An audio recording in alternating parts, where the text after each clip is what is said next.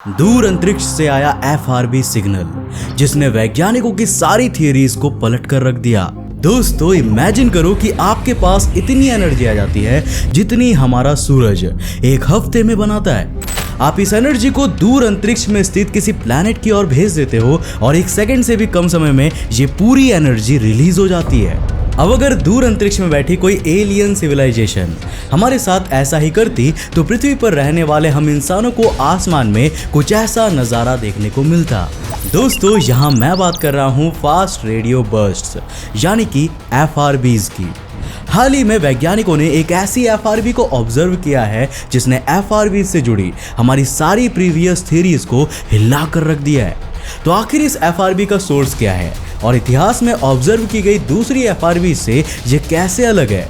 आज के इस वीडियो में हम बात करेंगे FRB 190520b की, जिसने साइंटिफिक कम्युनिटी में हलचल मचा कर रखी है। तो हेलो गाइस, मैं हूं कौशिक और चलिए मैं आपको ले चलता हूं FRBs की मिस्टीरियस दुनिया में। दोस्तों अब इससे पहले कि मैं आपको हमारी रहस्यमयी FRB के बारे में बताऊं, हमें पहले ये जान लेना चाहिए कि आखिर ये FRBs होती क्या है। दोस्तों FRB यानी कि फास्ट रेडियो बर्स्ट करंटली इस यूनिवर्स की सबसे बड़ी रेडियो मिस्ट्री है। विकिपीडिया के अनुसार FRBs ट्रांजिएंट रेडियो पल्सेस होती है जो कि कुछ मिली सेकेंड्स तक ही लास्ट करती है। यानी कि इन सिंपल वर्ड्स ये ऐसे रेडियो सिग्नल्स होते हैं जो हमें कुछ मिली सेकेंड्स तक ही रिसीव होते हैं। एक एवरेज FRB एक सेकेंड में उतनी एनर्जी को रिलीज कर देती है जितनी हमारी सूरज 3 दिनों में एमिट करती है। यानी कि मैं यहाँ सूरज की उस एनर्जी की बात नहीं कर रहा जो 3 दिनों में केवल धरती पर आती है, बल्कि मैं यहाँ बात कर रहा हूँ उस टोटल एनर्जी की जो हमारा सूरज 3 दिनों में एमिट करता है। साल 2007 में अमेरिकन एस्ट्रोफिजिसिस्ट डंकन लॉरिमर और उनके स्टूडेंट डेविड नार्केविक ने पहली बार FRB डिस्कवर की थी और उसका नाम लॉरिमर बर्स्ट रखा गया था। उसके बाद से लेकर अब तक 500 से भी ज्यादा FRBs की खोज हो चुकी है। ये FRBs अलग अलग डायरेक्शंस और अलग अलग गैलेक्सीज से पृथ्वी की ओर आती है। लेकिन यार सवाल यह है कि इन FRBs का सोर्स क्या है? वैज्ञानिकों का मानना है कि ये FRBs मैग्नेटार्स के द्वारा रिलीज की जाती है। अब जैसा कि आप जानते ही होंगे, मैग्नेटार्स एक प्रकार के न्यूट्रॉन स्टार्स होते हैं जिनकी मैग्नेटिक फील्ड्स यूनिवर्स में सबसे ज्यादा होती है और ये बहुत ही ज्यादा एनर्जी को रिलीज कर सकते हैं। हालांकि दोस्तों मैं यहाँ ये भी क्लियर कर दूं कि ये एक प्रूवन थ्योरी नहीं है और सभी FRBs के ओरिजिन पर अप्लाई नहीं की जा सकती। साल 2015 में एक थियरी दी गई थी जिसमें FRBs को एक्सियन नाम के हाइपोथेटिकल एलिमेंट्री पार्टिकल का एक्सप्लोजन डीके बताया गया था। तो कुछ थियरीज में से कॉस्मिक स्ट्रिंग्स और प्लाज्मा के इंटरैक्शन से प्रोड्यूस हुए बर्स्ट्स भी बताया गया है। अब FRBs के ओरिजिन के साथ ही साथ इनका ऑब्जर्वेशन भी काफी मिस्टीरियस है। कुछ FRBs हमें सिर्फ एक ही बार देखने को मिलती है तो वहीं कुछ ऐसी भी है जो समय समय पर रिपीट होती रहती है। एंड एट लास्ट कुछ FRBs का रिपीटिंग पैटर्न काफी ज्यादा मिस्टीरियस होता है। अब दोस्तों इन्हीं में से एक है FRB 190520b।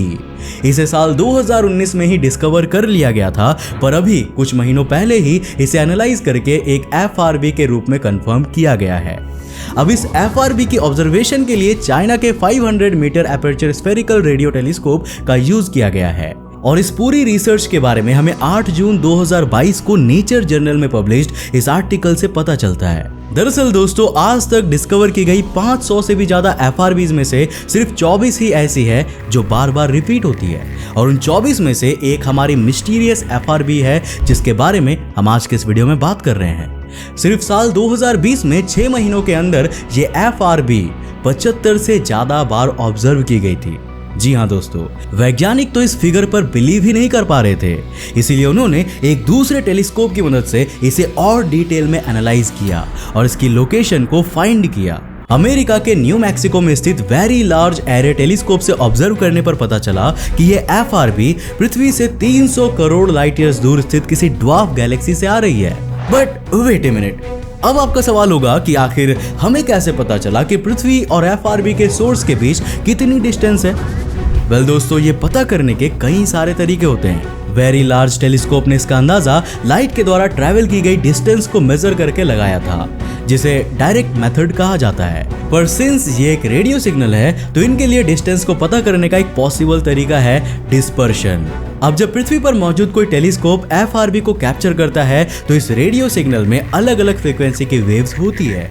जब ये फ्रीक्वेंसीज अपने सोर्स से रिलीज होती है तो इन सभी की स्पीड लगभग सेम ही होती है, लेकिन स्पेस में अपनी डेस्टिनेशन तक पहुंचने से पहले इन्हें कई प्रकार के एनवायरनमेंट से गुजरना पड़ता है।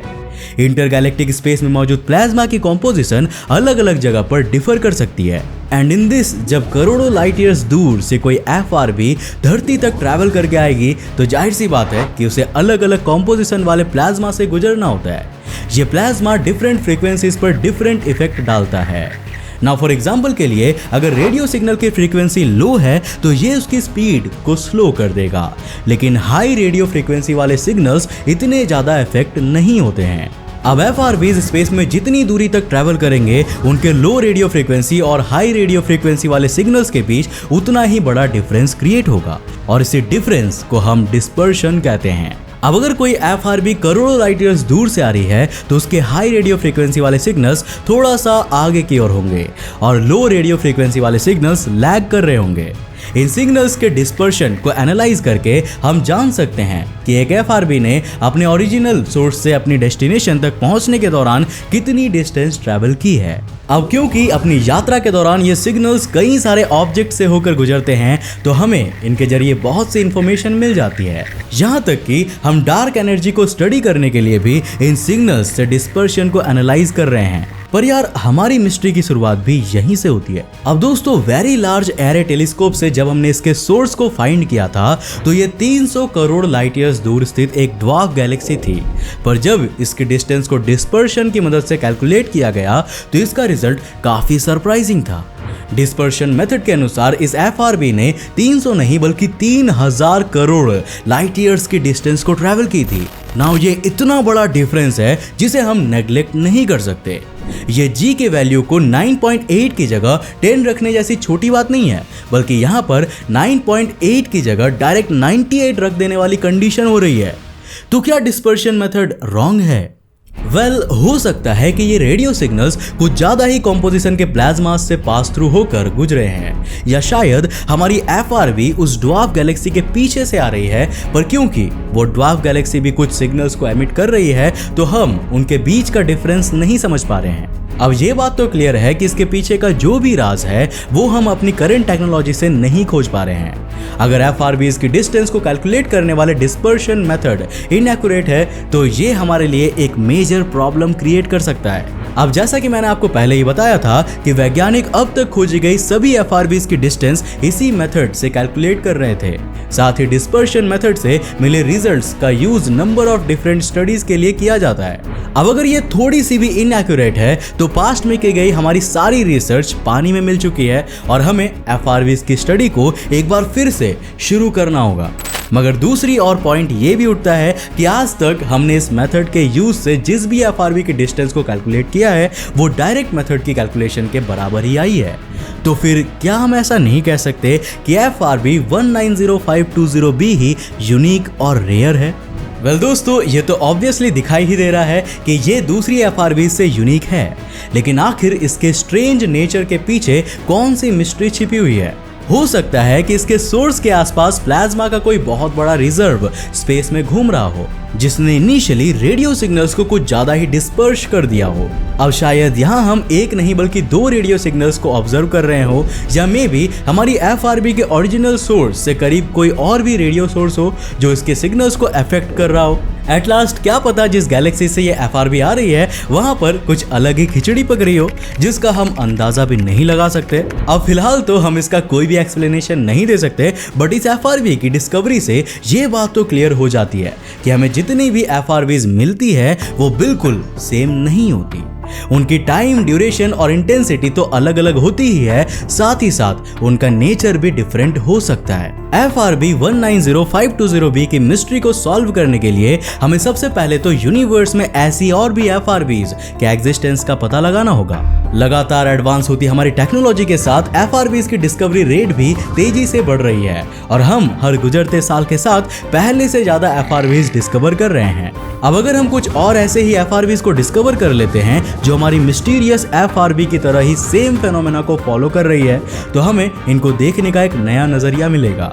साथ ही हमारे पास डिफरेंट सोर्सेस और कंडीशन से कलेक्ट किया गया डेटा होगा, इससे हम इस मिस्ट्री को बेहतर ढंग से डिकोड कर पाएंगे।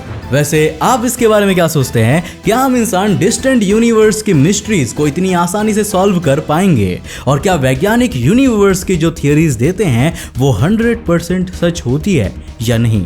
अपनी राय हमें नीचे कमेंट करके जरूर बताना। दोस्तों मुझे उम्मीद है कि आज के इस वीडियो से आपने काफी कुछ नया सीखा होगा। अगर सीखा तो इस वीडियो को लाइक करने के साथ साथ अपने फ्रेंड्स के साथ जरूर शेयर करना। अब दोस्तों जाते जाते मेरे एक सवाल का जवाब देते जाना। मुझे ये बताओ कि मिल्की वे गैलेक्सी का सबसे नजदीकी गैलेक्सी, यहाँ मैं बड़ी या छोटी नहीं बोल रहा हूँ, मैं बोल रहा हूँ सबसे नजदीकी गैलेक्सी, चाहे वो ड्वार्फ हो चाहे वो बिग हो, उस गैलेक्सी का नाम क्या है? हमें नीचे कमेंट करके बताओ। देखते हैं किसने कितना सीखा है आज तक अंतरिक्ष टीवी के साथ। तो आज के लिए बस इतना ही। अगर आपने उस चैनल पर ऐसे इंटरेस्टिंग वीडियोस देखना चाहते हो तो इस चैनल को सब्सक्राइब करने के साथ साथ नोटिफिकेशन बेल ऑन कर देना, ताकि आप देख सको हमारे वीडियो सबसे पहले। तब तक के लिए बाय, जय हिंद।